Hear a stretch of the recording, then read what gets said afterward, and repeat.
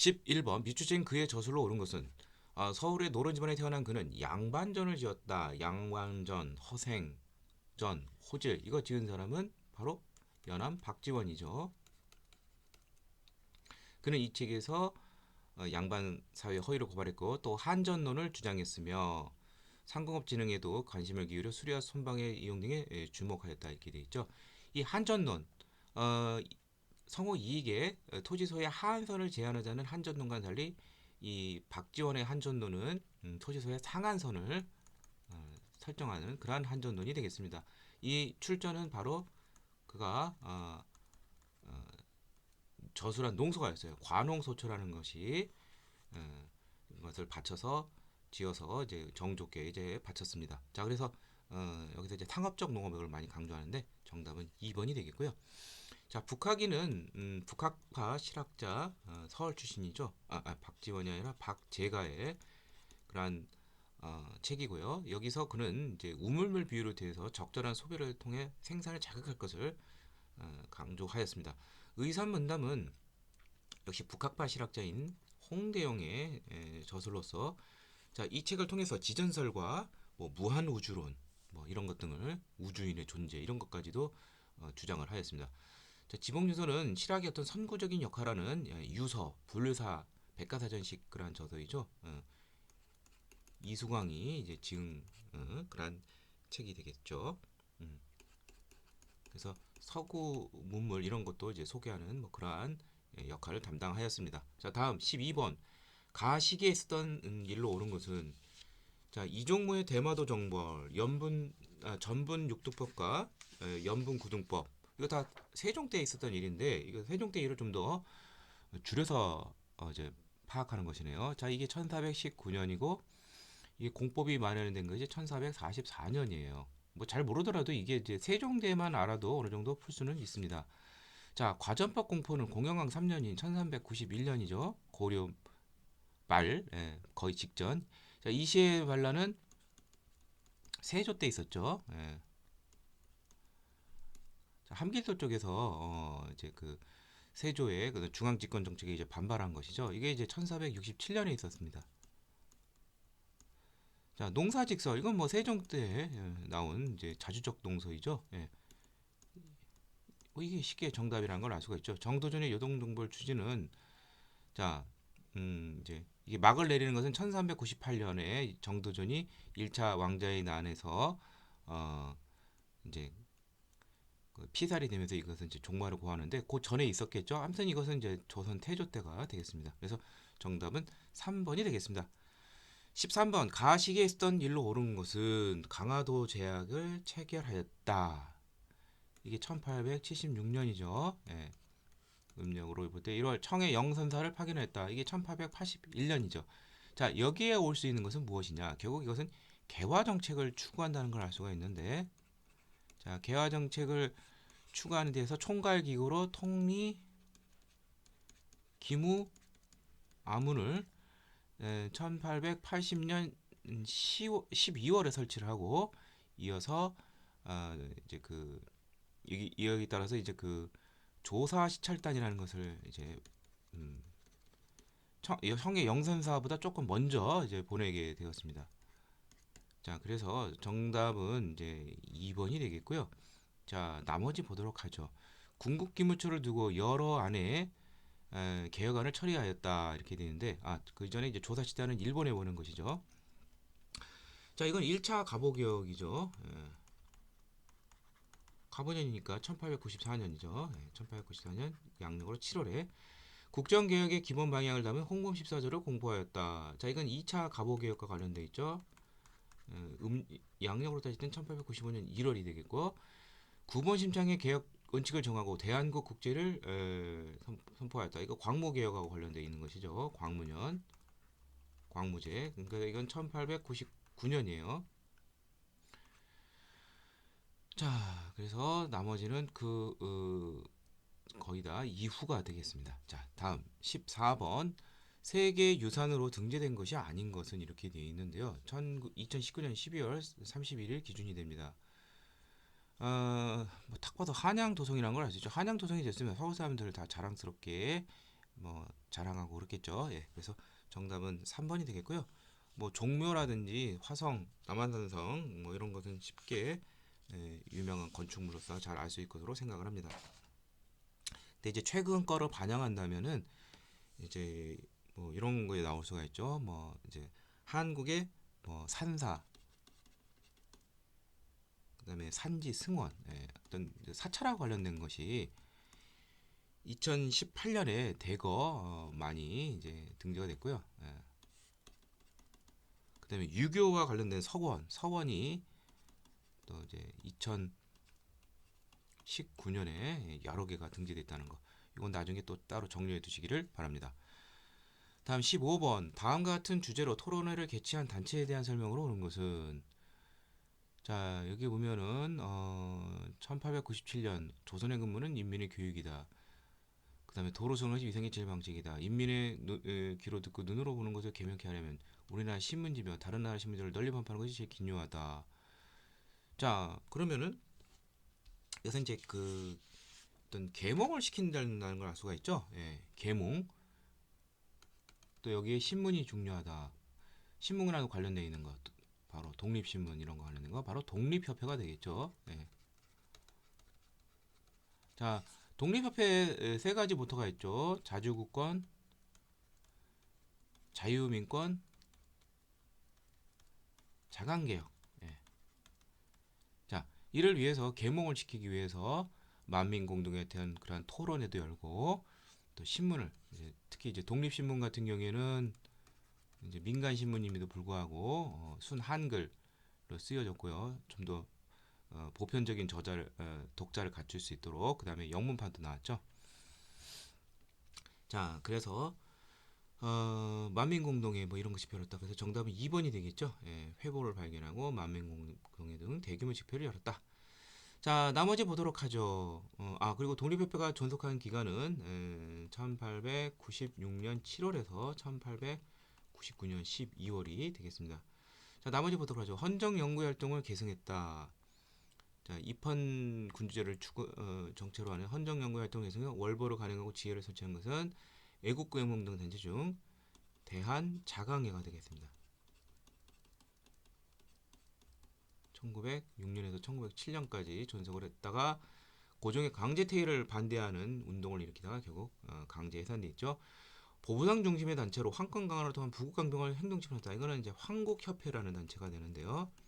바로 이 독립협회와 대척 관계에 있는 그러한 단체입니다. 1898년에 이제 설립이 됐는데 이것 때문에 이들과의 갈등 속에서 독립협회가 해산이 됐죠.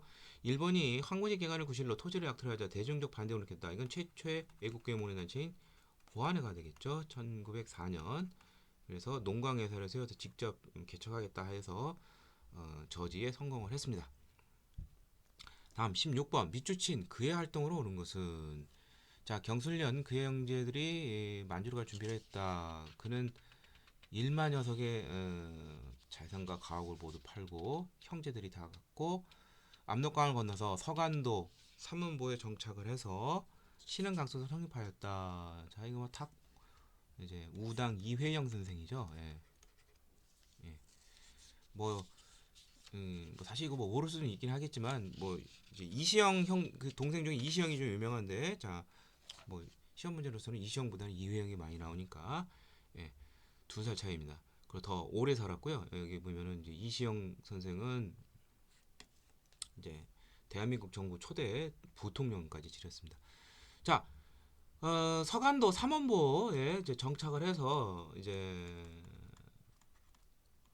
자치기구와 학교를 설립을 하는데 그, 그 단체 이름이 뭐냐? 바로 경학사가 됩니다. 박갈경 배우라.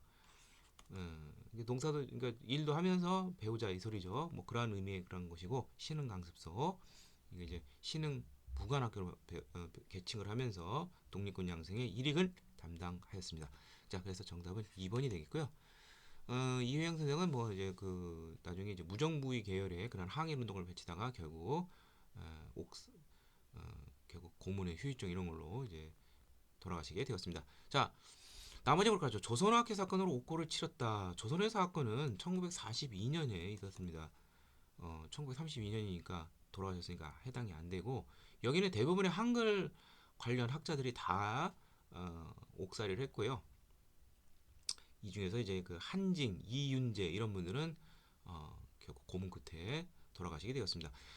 3.1운동 중 민족 대표 33인 중에 한 명이었다. 아닙니다. 예, 이회영 선생은 33인 대표 중에 한 명이 아니고요. 뭐 33년은 뭐 손병희, 한용운 뭐 이런 사람, 백용성 이런 사람들이 되겠고요. 삼균주에 입각한 한국 국민당을 만든 사람은 이제 삼균주로 유명한 사람이 이제 조소왕이죠. 예. 정치, 경제, 교육의 균등을 추구하는 것인데 원래 이제 이분이 만든 정당은 한국 독립당인데 김원봉이 만든 이제 유일당이 있죠. 그게 바로 조선민족혁명당이 1935년 7월에 있었습니다. 자, 그런데 이제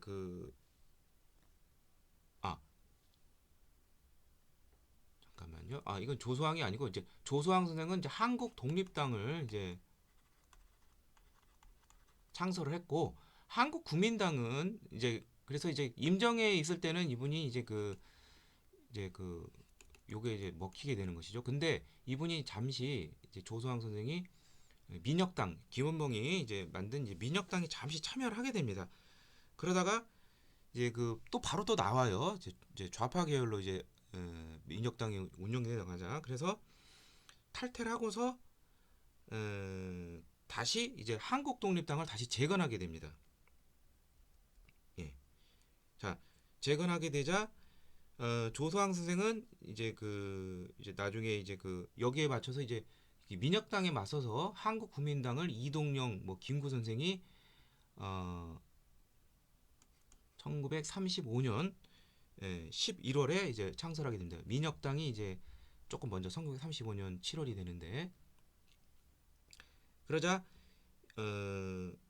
이제 나중에 이제 통합 한국 독립당이 생기지요. 유명한 흔히 우리가 알고 있는 이제 1940년 5월 충칭 정착 전인데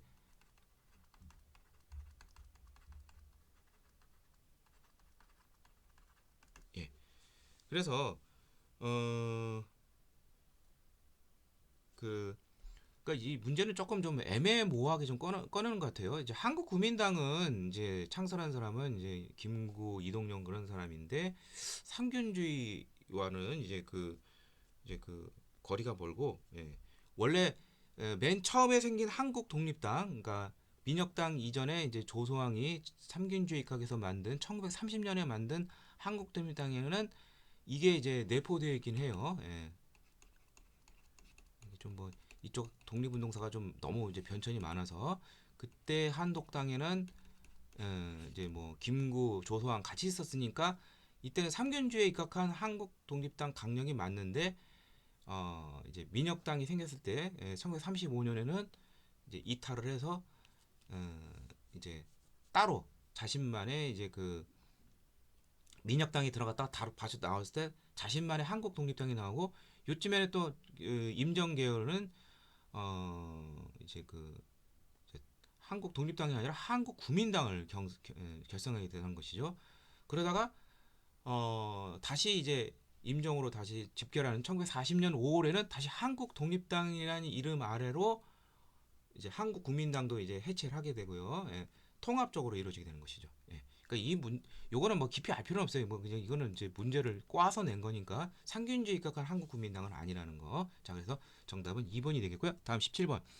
비추진 새 헌법에 대한 설명으로 오는 것은 이렇게 되는데 1960년 6월 16일이면 4.19 혁명의 결과가 되겠죠. 바로 내각 책임제 개헌이 되겠죠.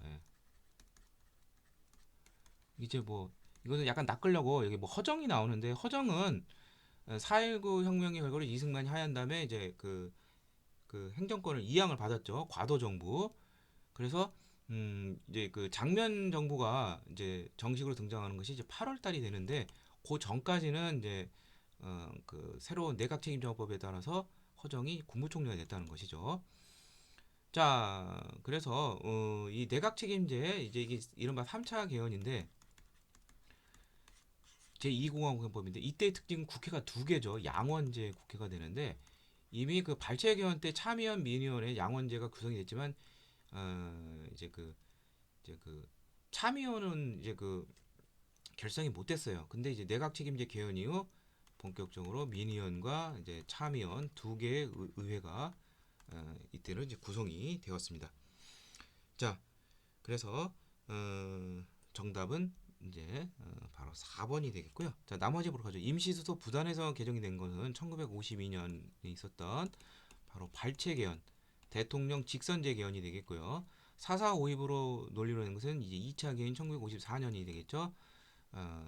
이게 이제 직선제 개헌이란 발췌 개헌이 이것은 이제 그 초대 대통령 안에서 중임 제한을 폐지한 것이고 통일체 국민회의 설치를 규정한 것은 1972년에 유신헌법 제 7차 개헌이 되겠죠.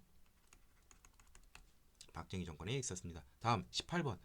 다음 사건 이후에 일어난 일로 옳은 것은 개경을 떠난 왕이 안성권을 승격시키고 어쩌고 홍건적이 천입해 왔는데 자 이거면 그 다음에 이 왕은 이제 공민왕이 되겠고 공민왕 때 홍건적이 침입이 1차와 2차가 있었습니다. 1차 때는 이제 서경이 함락하고 이제 북부 지역 쪽에서 끝났는데 2차 침입은 개경이 함락이 됐어요. 그래서 이제 그 어디야 그 복주까지 안동까지 이제 피난을 가기도 했는데 바로 그 시점을 물어본 것입니다. 그러니까 이 문제는 이제 뭐 공민왕이라는 것만 알아도 풀 수는 있는데 뭐 공민왕 시기에 이제 또 연대기로 물어볼 수 있으니까 예, 정확히는 1361년 이후가 되겠습니다. 자, 그럼 하나씩 보도록 하죠.